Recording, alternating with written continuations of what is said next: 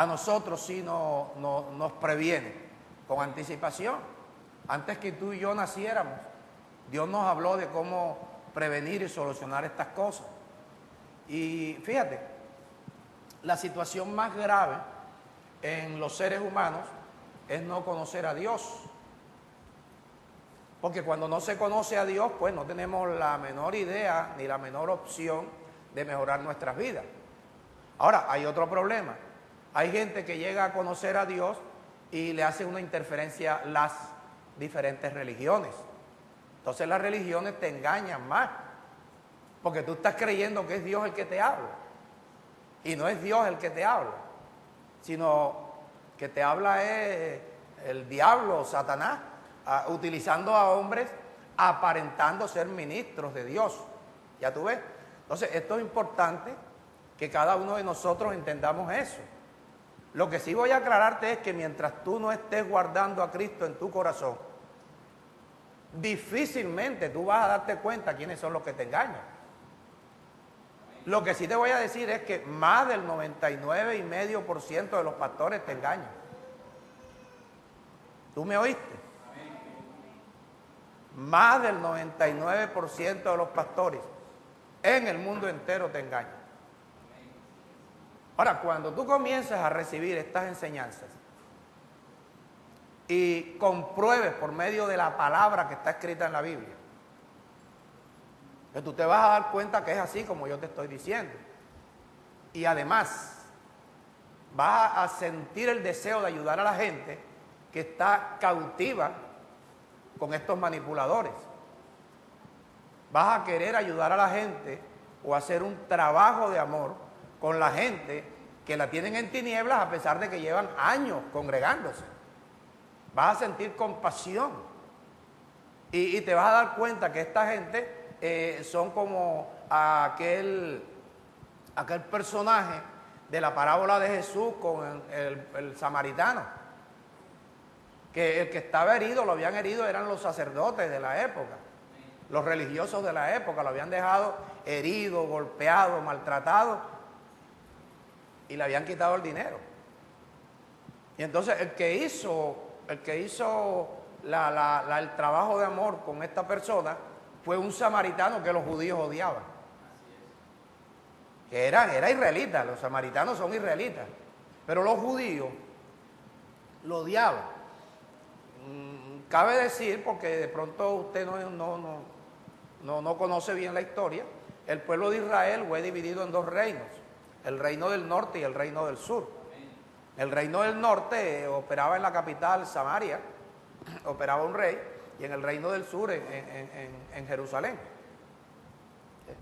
Eran 12 tribus, 10 tribus quedaron en el reino del norte y 2 tribus quedaron en el reino del sur, que era la tribu de Judá y la tribu de Benjamín, la tribu donde nace Jesús y la tribu donde nace Pablo, que realmente era el reino menos podrido, ¿cómo puedo decir? Menos dañado, menos putrefacto, ¿sí? que el gobierno del norte. El gobierno del norte era como el disco de la Fania, quítate tú para ponerme yo, mataban al rey y todo eso. Acá no, acá era porque heredaba el trono. Ok. Entonces, estamos hablando acerca de la justicia de Dios, y la justicia de Dios lo que nos indica a nosotros es que Dios nos da sus disposiciones acerca de cómo Él gobierna a sus hijos. Dios no está gobernando sobre el mundo, por favor, ten claro eso. Porque la gente dice, ay, pero si Dios, ¿por qué no ve cómo están matando a la gente? Que mira allá dándose en guerra con los palestinos, con los árabes y todo el mundo dándose allí, los judíos, ¿verdad? Pero la gente no entiende, porque claro, ¿cómo va a entender si no sabe? Ahora, ¿cómo va a saber si no le enseña? Ahora, ¿cómo van a enseñar si lo que enseñan no saben? Entonces, Dios no está gobernando el mundo, por favor. Dios está gobernando sobre sus hijos, entrenándolos para un gobierno posterior. Y esas son las cosas que nosotros debemos aprender para poder ir entendiendo a Dios poco a poco. Entonces, en su justicia, Dios nos viene enseñando, capacitándonos, preparándonos, facultándonos para que nosotros, cuando venga el reino de Dios a establecerse en la tierra, porque en este momento el gobierno que opera es el gobierno de la bestia, el de los hombres, el corrupto, y Dios nos está capacitando a nosotros para cuando llegue el tiempo de que Dios vaya a establecer su gobierno o su reino en la tierra. ¿Viste?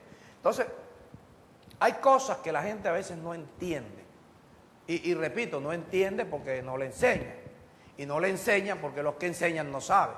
Entonces, vamos a ver otra vez allí en el caso de este señor rico, que la gente por no saber leer le dicen el joven rico.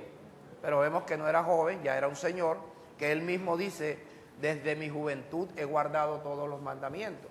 Entonces vamos a ubicarnos ahí en el versículo 21, porque ya los versículos anteriores ya nosotros los vimos, los leímos, ¿verdad?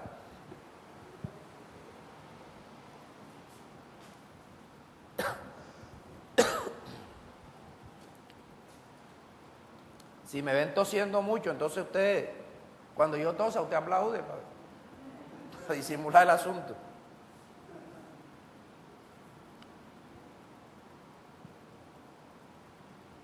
Marcos 10, ¿verdad?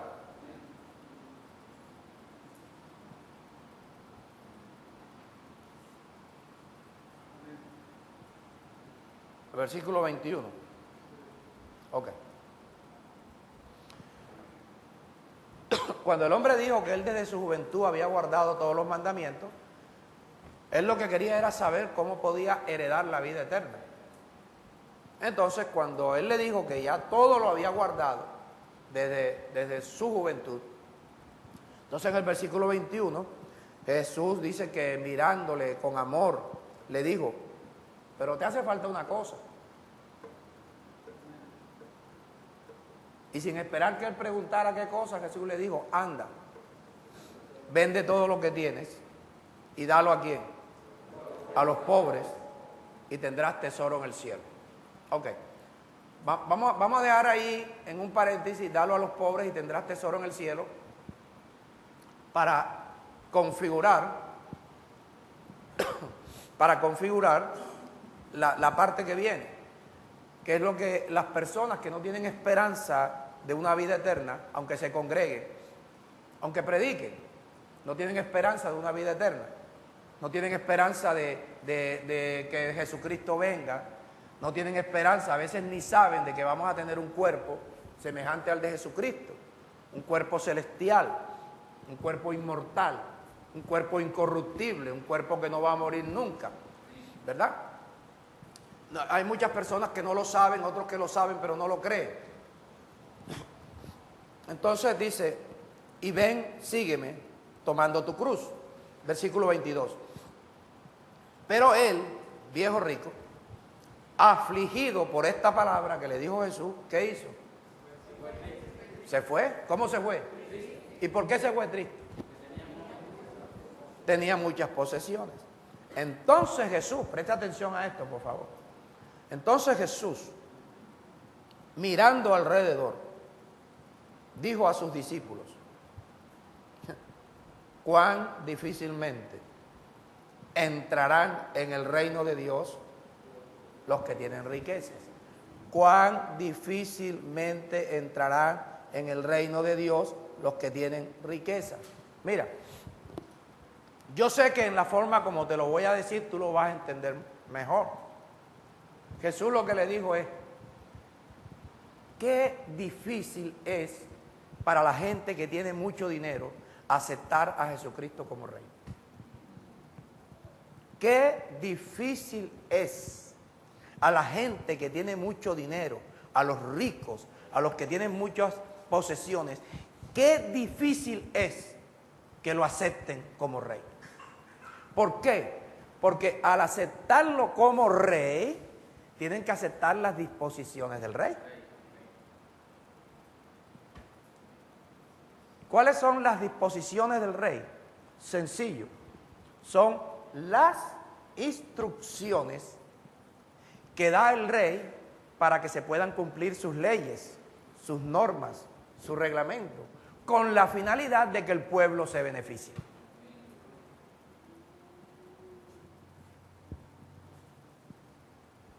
Te lo repito. Al aceptar a Jesucristo como rey, como Salvador lo acepta todo el mundo con una oración. Ahora, Señor, repite conmigo. Ya tú sabes cómo es la historia. Que tú sabes que eso no funciona. Porque esa es una vana repetición de tú decir cosas que ni sabes ni entiendes. Pero cuando tú aceptas a Jesucristo como rey, tú estás aceptando las disposiciones de Él como rey. Tú estás aceptando las instrucciones que Él te da para que tú puedas cumplir las normas, las reglas, las leyes de su gobierno. De manera que tú al cumplirlas te beneficies. Porque tienes un rey justo. ¿Verdad? Mira, la gente habla de Jesucristo rey, pero no tienen ni idea qué es eso. Y la culpa no es de la gente, la culpa es de los predicadores. Por ejemplo, vamos a hacer un paréntesis ahí y vamos a leer en Romanos capítulo 10, versículo 1 al 4.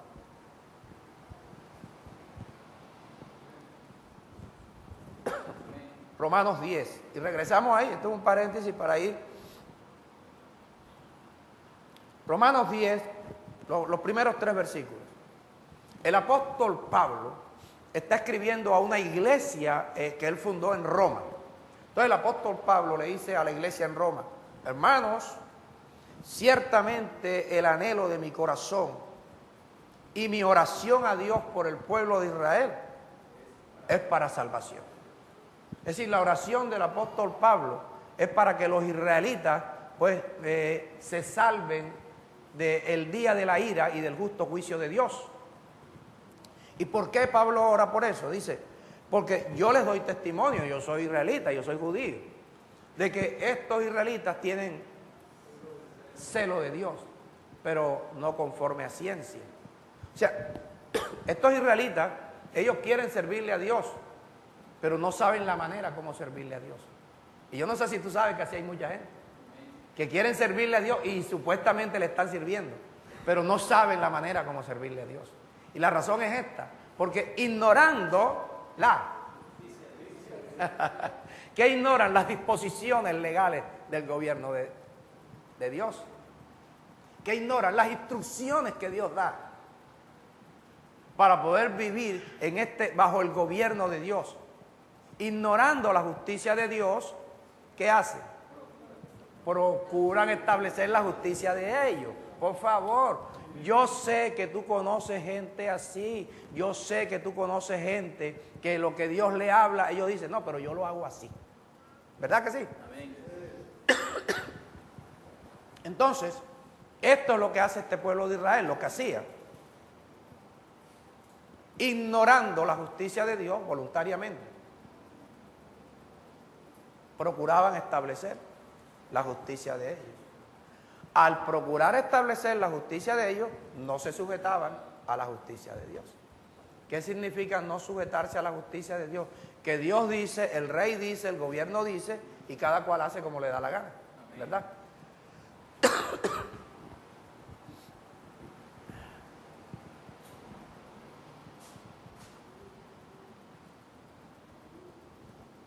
Entonces volvamos.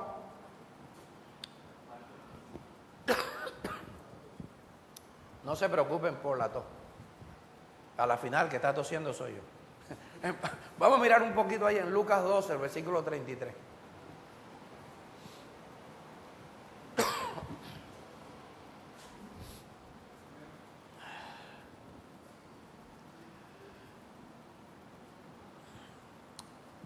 Versículo 32, perdón. Jesús le dice, no teman, manada pequeña. ¿Por qué no deben temer? Porque a nuestro Padre Celestial le ha placido darles ¿qué? El reino.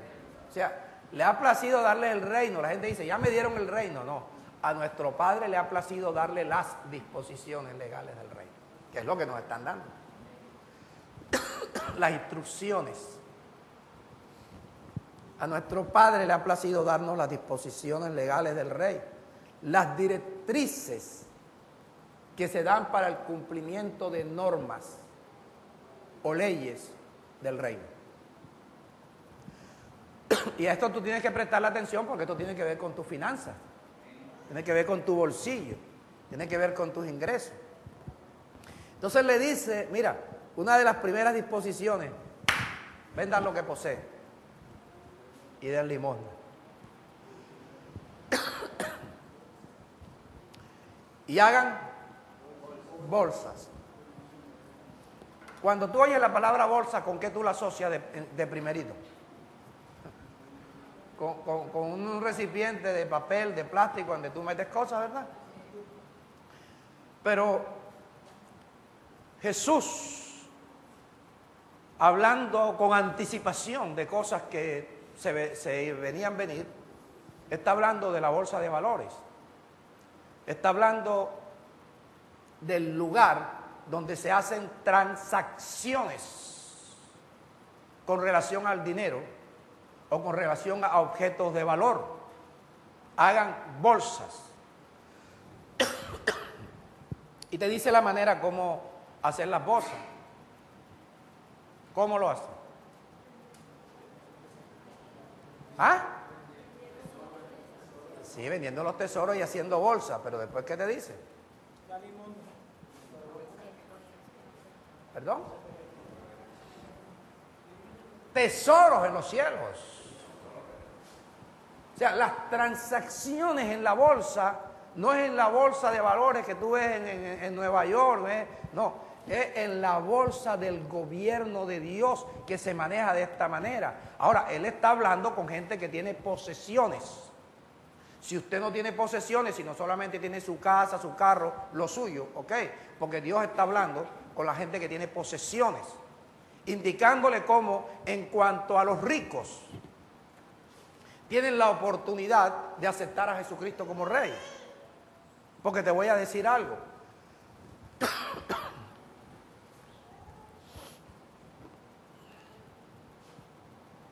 Déjame coger ahí. Te voy a decir algo. ¿Qué le puede interesar las disposiciones, las instrucciones legales del reino de Jesucristo a un tipo que tenga todo el billete del mundo? Le puede interesar. Y sobre todo que le digan, si tú quieres heredar el reino, si quieres la vida eterna, vende todo lo que tienes. Dime tú qué le puede interesar. Esa es la razón por la cual Jesús dice, cuán difícilmente un rico puede aceptar a Jesucristo como Rey. Porque si lo acepta como Rey, es porque acepta las disposiciones legales, las instrucciones de cómo él puede verdaderamente ganar la vida eterna, ser parte del reino, ¿verdad? Porque Dios tiene enseñanzas acerca de la finanza. Dios está interesado en enriquecerte, por favor. ¿Tú crees que Dios quiere que nosotros estemos prestando dinero para pagar las cosas? ¿Tú crees que Dios quiere que nosotros estemos comprando y que ve a la tienda y compra 100 pesos de aceite, por favor? Dios quiere que nosotros lo tengamos todo, que tengamos siempre, que tengamos en todas las cosas, que tengamos todo lo suficiente. Somos sus hijos, por favor. Somos sus hijos. ¿Qué padre no ama a su hijo? Entonces, esto es lo que está diciendo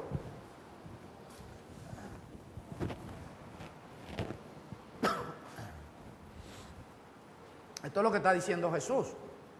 Ahora, cuando dice, hagan tesoros, está diciendo, ¿qué es un tesoro? La cantidad de dinero reunida. Cantidad de dinero reunida y que se debe depositar en algún lugar. Entonces le está dando las instrucciones. ¿Y por qué no dice que en los cielos? Porque en los cielos los ladrones, oído, cuando él está hablando de los ladrones que minan, que hurtan, los ladrones no llegan, porque los ladrones son como la polilla, como el orín que corrompen todo. Tú guarda $1.000.000 de lo que tú tienes por ahí, así del menudo que tú tienes, guarda ese $1.000.000, guárdalo en un escaparate viejo, y a los 5 años tú vas a regresar, no hay billete. Claro. Entonces, de esa manera, escucha, Dios, no es el pastor Julio Pastor, por el amor de Dios, entiendan. Dios dice que los predicadores que no se sujetan, como los judíos, que no se sujetan a la justicia de Dios, ellos lo que van es a robarte a ti el dinero, como hace el orín y la polilla.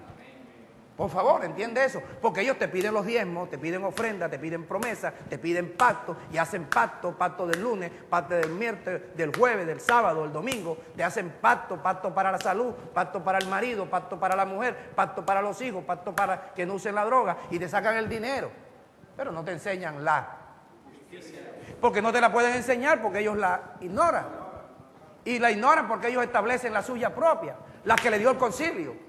Porque el concilio dice, mira, necesitamos billetes para esto. Y capacitan a la gente, que son unos astros predicando para sacarle dinero a la gente. Ellos no se sujetan a la justicia de Dios. ¿Cómo, por ejemplo, yo voy a enseñar a una mujer a parir si yo nunca he parido? Entonces, ¿cómo alguien te va a enseñar acerca de la justicia de Dios que ellos no se sujetan? Por eso Dios le llama ¿cómo? Diga, ladrones. No soy yo. Es Dios que le llama ladrones. Y por eso dice, mira, en los asuntos de las transacciones de dinero tuya, hazla de manera celestial. Como yo te estoy enseñando, de acuerdo a mis disposiciones legales. Porque es que los ladrones no tienen acceso a donde yo te guardo el dinero. Ellos no tienen acceso. Entonces regresemos otra vez a la conversación de Jesús con el viejo rico. Mira, no tienen por ahí un trago de aguardiente. Ay, el pastor se toma sus tragos. No, a mí nunca me gustó el trago. Yo te hago bromas aquí para que... Como la broma que te hice, creo que fue el domingo pasado, que trae un zapato marrón y uno negro, ¿verdad? Allá está mi hermana sufriendo.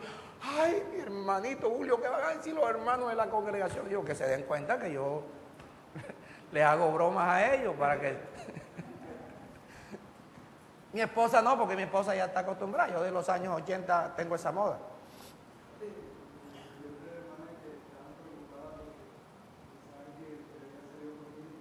Ay, que yo había salido corriendo y que por ahí me dijo una hermana y que, pastor, usted metió la mano debajo de la cama y sacó los zapatos y no se dio cuenta. Y no, mis zapatos están ordenaditos en mi closet, en su respectiva caja. Yo tuve que sacar 2 cajas, la de los negros y la de los marrones.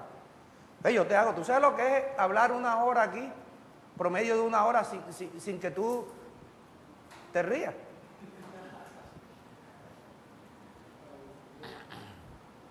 Entonces no debamos.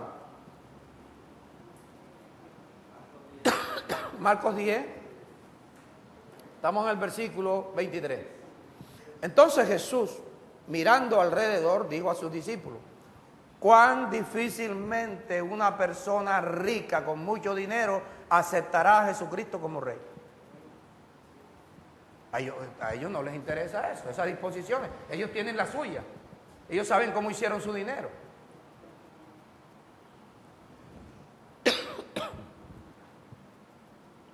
...24... Los discípulos, ¿de qué se asombraron? De sus palabras. Pero Jesús, respondiéndoles, volvió a decirles, hijos, cuán difícil le es entrar en el reino de Dios a los que confían en las riquezas. O qué difícil es para los que confían en las riquezas aceptar a Jesucristo como rey. Más fácil es pasar un camello por el ojo de una aguja, mira cómo era de expresivo, que entrar un rico en el reino de Dios. Los discípulos se asombraron aún más, diciendo entre sí, ¿quién pues podrá ser salvo? Entonces Jesús mirándolos dijo, para los hombres es imposible, mas para Dios no. Porque todas las cosas son posibles para Dios. Ahora, la gente dice, todas las cosas son imposibles para Dios, ¿verdad? Cualquiera lo dice. El problema es que crean que para Dios es imposible coger a una persona que siendo rica, venda sus posesiones para aceptar a Jesucristo como rey, aceptar su legislación, y entonces Dios a ese rico lo vuelve a hacer rico a la manera de Dios. Mira, Dios lo que está diciendo es, por decir algo, a los narcotraficantes: ay, tú hiciste tu dinero ahí, bueno, muy bueno, ¿verdad? Te pusiste a tu familia, tu salud, tu vida. Hagamos una cosa: yo necesito sostener la obra que se predique el evangelio en la tierra. Yo necesito pagarle a mis pobres servidores. Que mis pobres servidores, yo le llamo pobres porque son gente que la gente lo odia. ¿Cuántos de ustedes, no vaya a levantar su mano, usted contéstese en su ser interior, cuántos de ustedes me han odiado por momentos, por días, por semanas, por años, pero todavía te mantienes aquí porque hay algo que te va limpiando, ¿verdad? Porque es natural que tú vienes de un concepto religioso de ruindad, porque allí lo que hacen es que te arruinan. Tú vienes de un concepto donde te enseñan las cosas diferentes y llegas aquí y escuchas que todo lo que te enseñaron a ti era contrario, y que si tú lo puedes comprobar, porque cuando tú aprendes a leer te das cuenta: oye, pero es que no es así. Es normal, cuando yo comienzo a decirte las cosas, a ti te molesta y yo te entiendo. ¿Cómo no voy a entenderte? ¿Cómo no voy a entenderte? Si yo sé que es una frustración que tú lleves 10, 20, 30 años congregándote y te des cuenta que esos 30 años te estafaron. No es fácil cambiar así. Yo entiendo que yo tengo que pasar por una transición donde tú me odias, pero como dice un dicho, que del odio nace el amor, después terminas amándome. ¿Verdad que sí? Porque es que aquí se rompen todos los estigmas, todas las normativas esas de los ruines que Dios le llama ladrones. ¿Ya tú ves? Entonces, Jesús, que está hablando con este viejo rico, por favor, allí en el versículo, ¿en qué estamos? Ayúdame. 27. Jesús mirándolo dijo: para los hombres es imposible, mas para Dios no, porque todas las cosas son posibles para Dios. Entonces Pedro comenzó a decirle: he aquí, nosotros lo hemos dejado todo. Eso es una mentirita de Pedro. Eso es una mentirita de Pedro, porque Pedro no lo había dejado todo. Y yo sé, yo te lo digo, tengo pruebas de eso. Pastor, usted tiene pruebas, pero por supuesto. Pastor, ¿usted conoció a Pedro? No lo conozco, pero si lo hubiera conocido tuviera todavía más pruebas. Porque Pedro dijo: lo hemos dejado todo. Y mira, cuando Pedro dijo eso, Pedro todavía tenía el barco. El barco donde él era pescador. Era un empresario, tenía su empresa pesquera. Fíjate que cuando él se dio cuenta que llevaba días Jesús sin resucitar, le dijo a los otros discípulos, le dijo: vamos a pescar, hombre, que es Jesucristo ni que nada, que es resurrección ni que nada, vamos a pescar. Y se fueron a pescar, tú lo sabes. Y pasó toda la noche, ¿y qué pescaron? Nada, porque es que ya cuando a ti Dios te escoge para que seas su hijo, ya tú no, difícilmente tú vas a volver a ser la persona que eras. Entonces, ¿qué pescaron? Nada, se pasaron toda la noche y toda la madrugada. De pronto aparece Jesús caminando por el mar, así como con una tranquilidad, ¿ah? Y le dice que: hijitos, ¿tienen algo de comer? De comer, ellos ni lo conocieron, ellos no tenían ni idea. No hemos pescado nada y viene este y que si tenemos algo de comer.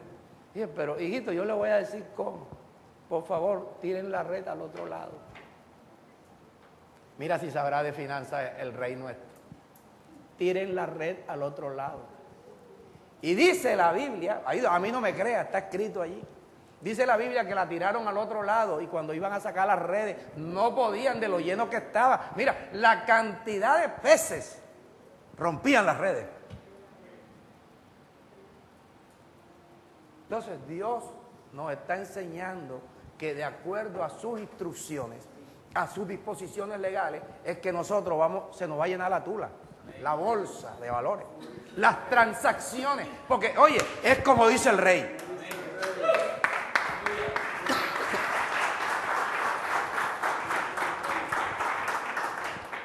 Entonces Pedro, mentirosito el hombre, Pedro yo me lo he pillado en varias mentiras. Señor, yo no...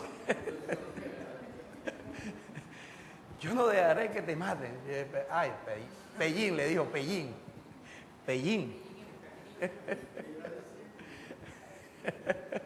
Pellín, mira, esta noche, hasta que tú no me niegues 3 veces, el gallo tiene orden de no cantar. Y había un gallo allí cerquita del Sanedrín donde estaban ajusticiando a Jesús, y el gallo con su ganas de cantar y Dios no lo dejaba. Espera, que tiene que Pedro negar 3 veces. Cuando iba a cantar, cuando lo negó la primera vez, el gallo iba a cantar y espérese, le estoy diciendo. Es cuando yo diga, porque Él es el rey. Es cuando Él diga. Óyeme. Entonces el embusterito este de Pedro, es aquí, nosotros lo hemos dejado todo. Y Jesús, porque tú sabes, yo lo había dicho, y el barco. Lo hemos dejado todo y te hemos seguido. Respondió Jesús y dijo, de cierto les digo, presta atención a esto. Esto es contigo, con tu finanza. De cierto les digo que no hay ninguno que haya dejado casa, o hermanos, o hermanas, o padre, o madre, o mujer, o hijos, o tierra. Oído, escucha. Por causa de mí y del Evangelio. Por causa de mí y del Evangelio. No hay ninguno que no reciba. ¿Cuántas veces? 100 veces más. ¿Cuándo? 100 veces más. ¿Cuándo? Ahora. Vamos a mirarlo de ahora solamente. Ahora. Hay un ejemplo. Usted sabe, dime. ¿Esto qué? Ah, qué bueno. Las menticas no es que sean muy buenas, pero esta me puede servir. Y viniendo de ti, viene ungida. Definitivamente sí. Sí, vamos a ver cómo me ayuda. Gracias, Carmen. ¿Es una sola o todo? Todo. Ok. Bueno.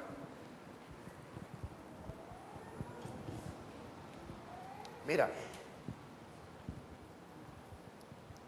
Usted sabe que a María, cuando quedó embarazada de Jesús, Mary, tú sabes que no fue José, ¿verdad? Fue Dios quien la preñó, ¿cierto? Ok. Ustedes saben que a Sara no fue Abraham que la preñó, ¿verdad? ¿Quién fue? Fue Dios. Los religiosos dicen que Abraham, con fe, como si hubiera tomado Viagra. Y yo pregunto, tú puedes tomar todo el Viagra que sea, pero usted una mujer estéril no la puede preñar. ¿Verdad? Entonces, Isaac era una sombra de cómo Jesús iba a nacer. Jesús iba a nacer de una mujer virgen que nunca había tenido marido. Isaac, tipo de Cristo Jesús, iba a nacer de una mujer casada, pero estéril. Y además de estéril, ya era una señora que por la edad no menstruaba. O sea, no tenía la mínima posibilidad de quedar embarazada. Ahora, si por casualidad, vamos a poner, quedaba embarazada, ¿cómo iba a amamantar al pobre Isaac si casi digo las tetas, los senos de Sara ya era una señora vieja, ya ella no, eso era como decir un par de chancletas así, algo así más o menos. Pero, oye, tú sabes que Jorge me edita las cosas que yo digo así, él las corta. Pero si no he dicho nada malo, él corta, sí. Yo me lo pillé. Entonces, Sara, Génesis 21, mijo. Sara queda embarazada después que Abraham está circuncidado. O sea, Abraham estaba incapacitado. Además, Abraham venía de una luna de miel larga con la muchachita, con la doméstica, con Agar. La había fabricado a Ismael, el jefe de los talibanes. Ahora, Sara, después que Abraham está incapacitado, y que Abraham ya ni la visitaba ni nada, y además a Sara ya no le daba cosquillita nada. Diferente a las muchachitas así que ya de 10, 11 años ya comienza un cosquilleo, ¿verdad? Ya Sara nada. Y dice en Génesis 21, de acuerdo a una promesa, dice, visitó Jehová a Sara. ¿Tú lo estás leyendo? Visitó Jehová a Sara como él había dicho, porque él es el que manda. Mira, yo estoy seguro de que a ti la parte religiosa que tienes allí, esa costra se te arranca hoy. E hizo, del verbo hacer. E hizo Jehová como había prometido. ¿Y el versículo 2 qué pasó? ¿Y Sara? Cuando Jehová mismo visitó a Sara y comenzó a hablarle, Sara, no tengo tiempo para leerte todos los capítulos anteriores. Sara, mira, yo te prometí un hijo a ti. ¿Por qué si yo te prometí un hijo a ti, tú trataste, Sara, de ayudarme y mandaste al pobre Abraham que se sacrificara con esta muchachita de 18 años llamada Agar? ¿Ah? Me has puesto al pobre Abraham en un problema. ¿Ah? Y yo te dije a ti que yo te daba un hijo. Si yo te prometo un hijo, yo te lo doy. Amén. Y para que tú te des cuenta, Sara, que yo cumplo lo que te prometo, ahora quedarás embarazada. Y dice, visitó Jehová a quién? A Sara, como había dicho. E hizo Jehová con Sara, como había prometido. ¿Y qué pasó? Sara concibió. ¿Cómo fue engendrado Isaac? De la misma manera como fue engendrado Jesús, por la palabra de Dios. Gálatas 4:28.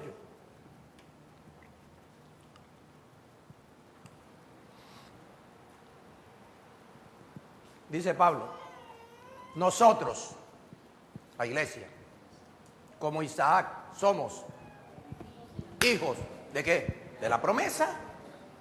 Nosotros somos hijos de la promesa, o sea, nosotros somos hijos de Dios, no porque Dios se haya acostado con mi mamá ni con la tuya. Nosotros somos hijos de Dios porque cuando alguien predica la palabra de Dios, esa palabra es viva, esa palabra es eficaz, esa palabra contiene la simiente de Dios que es Cristo. Cuando nosotros oímos la palabra de Dios que sale por la boca de un predicador que tiene autoridad para expresar a Cristo, para que de su boca salga el Espíritu Santo, usted recibe esa palabra y entonces esa palabra, que es la simiente espiritual de Dios, logra engendrarte. Por eso nosotros como Isaac somos hijos de la promesa, porque con la misma palabra que engendraron a Isaac, nos engendraron a nosotros. Por eso es que usted y yo somos hijos de Abraham. Porque Abraham tampoco engendró a Isaac. ¿Está claro? Por eso yo te digo, mi rogativa, al igual que la de Pablo, le ruego a Dios que ni mi palabra, ni mi predicación sean con palabras persuasivas de humana sabiduría, sino que todo lo que yo hable y todo lo que yo predique sea con demostración de espíritu y de poder. Para que la fe de ustedes, los que me oyen, no sea fundada ni fundamentada en la astucia o la sabiduría de los hombres, sino que la fe de ustedes se arraigue, se fundamente en el poder de Dios, que es Cristo. Por eso todo lo que yo te hablo, tú puedes comprobarlo. Y eso te corresponde a ti leerlo muchas veces en tu casa. Entonces ya ves, ahora en Génesis 26, mira la importancia de que tú entiendas de que así como Isaac, tú eres hijo de la promesa. En Génesis 26, versículo 11 o 12, mira, un ejemplo. Y sembró Isaac en aquella tierra. ¿Y qué pasó? Oye, vamos a hacer esto, tú me ayudas, ¿verdad? ¿Y qué pasó? ¿Cuánto cosechó? Al 100 por 1, ¿verdad? Al 100 por 1. O sea, por cada semilla cosechó 100 elementos, ¿verdad? Y le bendijo Jehová. ¿A quién? A Isaac. Versículo 13. E Isaac fue enriquecido. Y fue un varón prosperado. Mira. ¿Y qué? Se engrandeció hasta hacerse ¿qué? Muy poderoso. Dice que así como Isaac, nosotros somos hijos de la promesa. Si Dios hizo eso con Isaac, debe hacerlo con nosotros. ¿Verdad? Porque así como Isaac, nosotros somos hijos de la promesa. Ahora, vamos otra vez donde el viejo rico allí, que ya Jesús no está hablando con el viejo rico, porque ¿qué pasó con el viejo rico? Se fue. ¿Por qué se fue? Porque tenía muchas posesiones. ¿Cómo se fue? Triste, afligido, triste y vacía se fue. ¿Estamos en qué versículo? 28.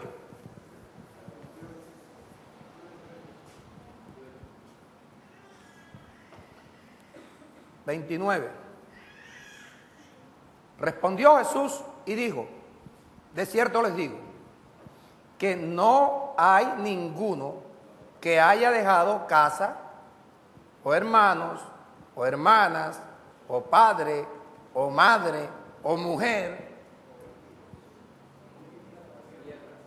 o hijos, o tierra, por causa de mí y del Evangelio, que no reciba como Isaac.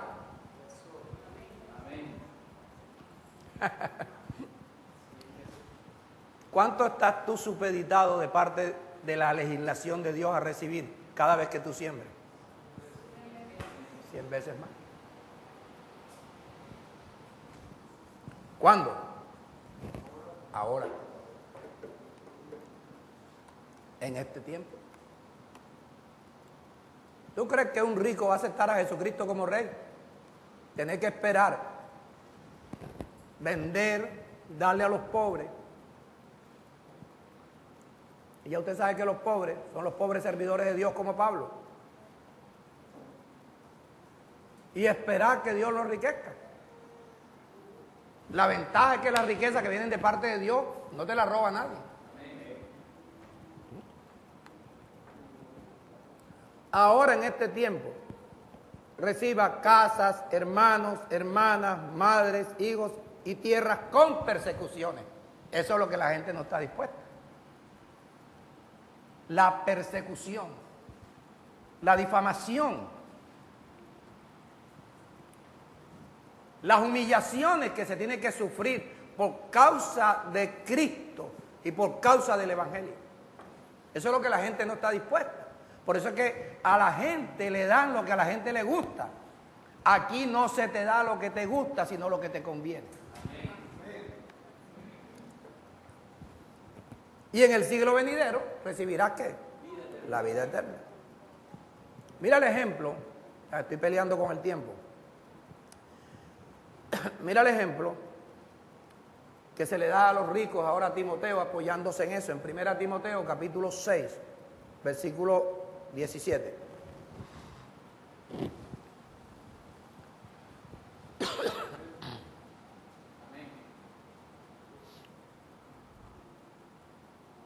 Ahora este ya no es Jesús, este es Pablo, que tuvo que aprender. Le dice: Timoteo, a los ricos de este siglo manda, dale un mandamiento, que no sean altivos. Porque aquí el rico es altivo, ¿por qué? Porque se opone. La altivez es oponerse a lo que Dios enseña.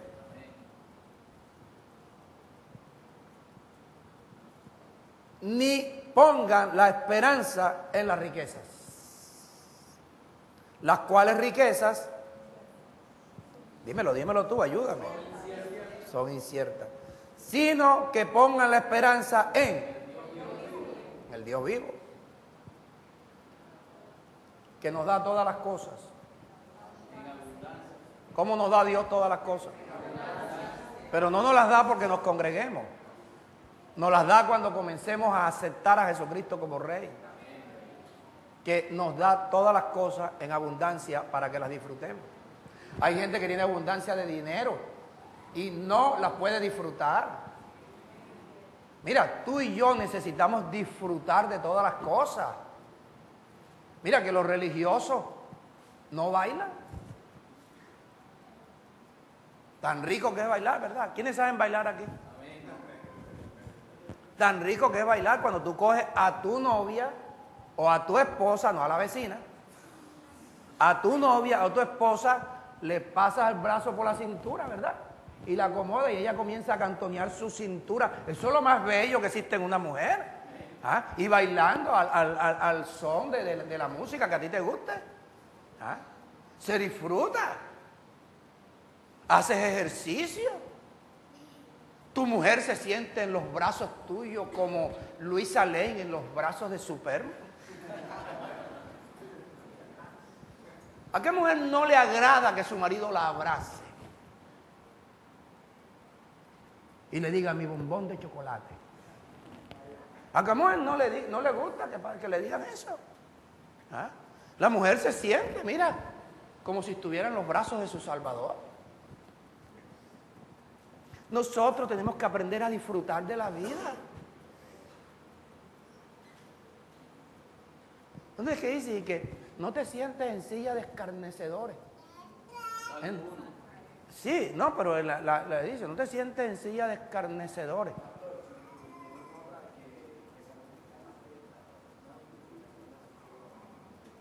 Fíjate, entonces, si vas a un boxeo, te estás sentando en silla de escarnecedores, porque ahí se sientan. Si vas a un cine, te estás sentando en silla de escarnecedores. Ahora yo pregunto, ¿y cuando se sientan en un bus? En un taxi. O sea, es una locura, hermano. Usted y yo tenemos que aprender a disfrutar de la vida como Dios nos enseña. Porque Él dice que nos da todas las cosas en abundancia. ¿Para qué? Para que las disfrutemos. Entonces, eso es lo que le está diciendo Pablo, que Timoteo le diga a los ricos, que hagan bien, versículo 18, que sean ricos en buenas obras, dadivosos, generosos, atesorando para sí, para ellos, buen fundamento para lo porvenir, que echen mano de la vida eterna. Mira, un momentico en Proverbios 11:4, para ya voy a ir cerrando.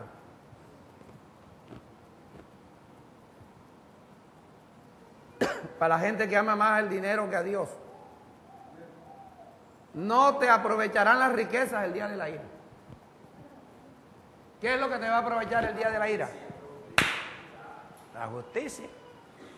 Así que busquemos primeramente la justicia de Dios. Porque la justicia de Dios, si la buscamos, mira, el día de la ira de Dios seremos salvos, porque la justicia nos salvará. Ya tú ves, mira, ahora ya finalizando, porque me toca dejar esto claro. Cuando dice, dalo a los pobres, ya usted sabe que no está hablando de la gente por ahí floja, que no tiene dinero, porque no estudió, porque es de mala cabeza. No está hablando de ellos, porque Dios no va a ser patrocinador de la flojera, de la negligencia, de la irresponsabilidad. Está hablando de los pobres servidores de Dios. El mismo apóstol Pablo, segundo a los Corintios 6:10, el mismo apóstol Pablo se considera un pobre, a pesar de que él sabe vivir en la abundancia, porque la ha tenido, pero se considera un pobre por su profesión de servirle a Dios, porque cuando tú le sirves a Dios, tienes en contra al mundo entero, a tu familia, tienes en contra todas las cosas. Pero a ti, ¿qué te importa tener en contra al mundo entero si Dios está a favor tuyo? Amén. Entonces dice Pablo, como entristecido yo soy, pero siempre gozoso. ¿Cómo qué? Como pobre, pero enriqueciendo a muchos. Como pobre, pero enriqueciendo a muchos. Vuelvo y te digo, mira, Dios nos ha predestinado a nosotros para las riquezas. Dios te ha predestinado a ti para que seas rico. Dios ha determinado enriquecerte, pero de acuerdo a su legislación, de acuerdo a sus leyes, a sus normas. Dios ha determinado enriquecerte a ti. Entonces mira, como pobre más enriqueciendo a muchos, como si no tuviera nada, pero poseyéndolo todo. Porque mira, mis riquezas provienen de tus riquezas. Para Dios enriquecerme a mí, yo tengo que enriquecerte a ti. Ese es mi trabajo. Por eso tú ves de que yo aquí no hablo nada de mi propia cuenta, sino que todo lo que yo hablo aquí lo hablo con demostración de espíritu y de poder, para que de mi boca salga el espíritu de Dios, no salga verborrea. Ahora, en 2 Corintios 10, versículo 15, yo tengo que enriquecerte a ti, pero tengo que tener la paciencia mientras tú creces en fe. Lo único que te va a hacer a ti crecer en fe es la palabra de Dios, no las tramoyas que yo hable para sacarte dinero, para exprimirte. Dice Pablo, no nos gloriamos desmedidamente en trabajos ajenos, sino que yo espero, como Pablo, que conforme crezca la fe de ustedes, yo sea engrandecido entre ustedes. Sea mi grandeza, mi enriquecimiento, mi prosperidad, mis riquezas están supeditadas a que yo pueda enriquecerte a ti. Para que tú puedas enriquecerte de acuerdo a la legislación de Dios, de acuerdo a las instrucciones de Dios, mira, tú tienes que crecer en fe. Para crecer en fe, tú necesitas verdaderamente guardar estas palabras y ponerlas en práctica. Ese es el final de todo. Por eso en 2 Corintios 9, el versículo 9, después de Pablo decir, el que siembra escasamente segará escasamente, el que siembra generosamente también segará generosamente. Dice, y Dios es poderoso, en el versículo 8, Dios es poderoso para hacer que en ustedes abunde la acción de dar, o toda gracia, a fin de que teniendo siempre en todas las cosas todo lo suficiente, abunden en toda buena obra, como está escrito. Y cuando dice como está escrito, se está refiriendo a los generosos, porque el generoso es el que reparte y da a los pobres, como Pablo. Que Pablo como pobre, pero enriqueciendo a muchos. Y el trabajo no es fácil, porque las directrices, las instrucciones que Dios te da son totalmente diferentes a las que te enseñan en la escuela, en la universidad, a lo que a ti te parece. Repartió Dios a los pobres, su justicia permanece para siempre. ¿En qué consiste que tu justicia va a permanecer para siempre? En el versículo 10 te dice, y Dios, que es el que da semilla al que siembra y pan al que come, Dios proveerá y multiplicará la sementera o la semilla que tú siembras. Y Dios aumentará los frutos de tu justicia para que tú estés como. ¿Cómo quiere Dios que tú estés? En todo. Enriquecido en todo. Mira el propósito de Dios. Pero debemos aprender a dar al pobre. ¿Por qué? ¿Qué es lo que se da al pobre? Mira, ya tengo que terminar por razones de tiempo. Te lo va a explicar el apóstol Pablo en 1 Corintios capítulo 9. Mira qué milagrosas las pastillitas esas. Son buenas. Ya no estoy tosiendo. En el versículo 4. 1 Corintios capítulo 9, versículo 4. Vamos a leerlo para orar entonces por los diezmos y las ofrendas.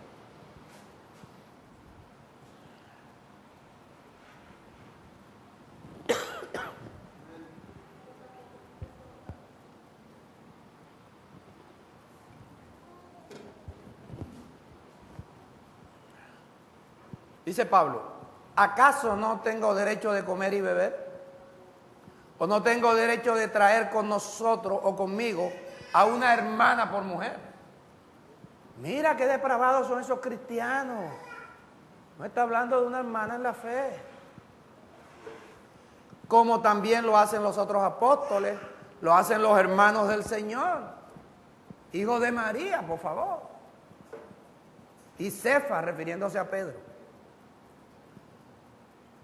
Versículo 6. ¿O solo yo y Bernabé no tenemos derecho de no trabajar en lo secular, sino trabajar en lo espiritual?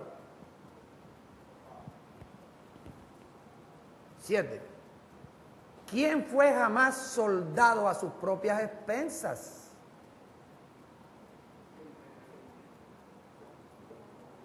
Yo siempre te he dicho que tú lleves a tu hijo a prestar el servicio, entonces te pasen la lista de útiles. Un fusil RHK, a comprarlo tú, tantos millones de pesos, tantas balas, tantos uniformes. O sea, nadie hace eso. ¿Quién planta viña y no come de su fruto? ¿O quién apacienta el rebaño y no toma de la leche del rebaño? Dice Pablo, digo esto solo como hombre. Pablo está diciendo, ¿tú crees que esto es mi opinión personal? Pues no es mi opinión personal. Porque en la ley de Moisés está escrito. ¿No dice esto también la ley? 9. Porque en la ley de Moisés está escrito, no pondrás bozal al buey que trilla. Pastor, pero ahí está hablando de los animales, usted no es animal. ¿Tiene Dios cuidado de los animales? ¿Tiene Dios cuidado de los bueyes? ¿O lo dice enteramente por nosotros? Pues por nosotros se escribió esto. Porque con esperanza debe arar el que ara, y el que trilla con esperanza de recibir del fruto. Y si nosotros, como dice Pablo en Romanos 15, si nosotros, los pobres servidores de Dios, sembramos entre ustedes lo espiritual, es mucho que segáremos o cosecharemos de ustedes lo material. Es lo mismo que dice el apóstol Pablo en Gálatas 6, versículo 6. El que es enseñado en la palabra, haga partícipe de toda cosa buena a que lo instruye. El que es enseñado en la palabra. Entonces, cuando tú entiendes que lo que Dios quiere es enriquecerte, verdaderamente tú aceptas a Jesucristo como tu Rey. Porque entonces vas a aceptar las disposiciones legales del Rey.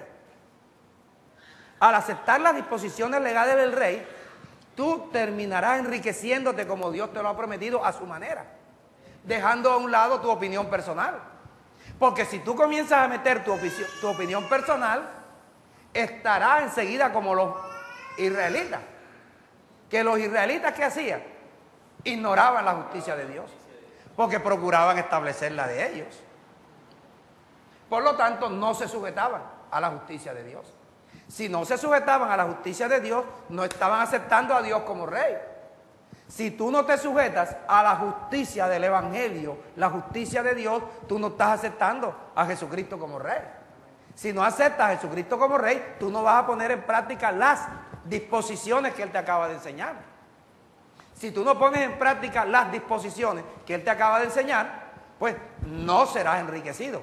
Pero como tú tienes una mentalidad diferente a los religiosos, tú vas a aceptar a Jesucristo como Rey.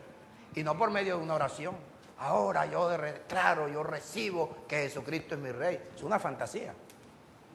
Tú vas a aceptar a Jesucristo como Rey poniendo en práctica las disposiciones del Rey.